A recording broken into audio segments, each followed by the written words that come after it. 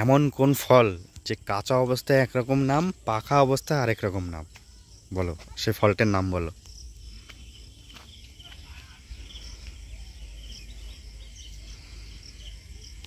আমি যেটা বলবো সেটা কিন্তু নিতে হবে কিন্তু। হ্যাঁ বলো, বলতে হবে তোমাকে। একদম সহজ। বন্ধুরা তোমরাও যদি জেনে থাকো আমিও তোমরাও বলো। একদম সহজভাবে এটা উত্তর দেব। একদম সহজভাবে উত্তর দেবে? ইয়েস। তাই? তুমি এখনো আমাকে চেনোনি। তাহলে দিয়ে ফেলবে সহজভাবে। তা একটু ভেবে চিনতে নাও। দেখো যদি ভুল, একবারই চান্স, যদি একবারের মধ্যে ভুল বলে ফেলো তাহলে কিন্তু তোমার গিফট। ও না, হ্যাঁ। এটা কি পরীক্ষার হল পেয়েছো?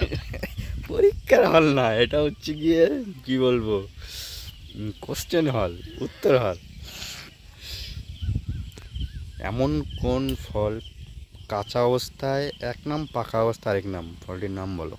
তাও বন্ধুরা তোমাদের জন্য প্রশ্নটা রইলো, তোমরা যদি আমি জানো একটু তোমরাও চেষ্টা করব বলবে। এটা কি। আমি না পুরোপুরি এটা কনফার্ম আমি বলতে পারছি না। এবার তো এইটা বলার পরে কেন কনফার্ম বলতে পারছি না বলো তো? ধরো এইটা বলার পরে তুমি বলবা কি না এটা না অমুক তমুক, কিন্তু ওখানে যেটা লেখা আছে কিন্তু সেইটা আর এইটা যদি না মেলে আমার কিন্তু কিছু করার নেই, আমার এটাও নিতে হবে। হ্যাঁ, এটা আমি তাও বলে দিই, ঠিক আছে? তুমি যখন বলছো আমি বুঝতে পেরেছি। এটা এই দুটো ফল আছে।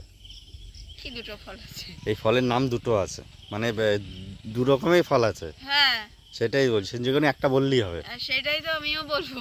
হ্যাঁ, ঠিক আছে, তো সেটা বলো। আমার যতটা সম্ভব এটা আমার মনে হচ্ছে এটা। মনে হচ্ছে না, কনফার্ম বলতে হবে। হ্যাঁ, চুপ করো তুমি। কি অবস্থা! তো এটা না, হবে নারকেল অথবা ডাব। ঠিক আছে, নারকেল দেখো, নারকেল কাঁচা অবস্থায় ওটাকে ডাব বলে, আবার ডাবটাকে পাকা অবস্থায় নারকেল বলে। এটাই হবে, এটা একদম নিতে হবে আমার, ঠিক, নাহলে একদম আমার সঠিক। অবজেকশন আছে।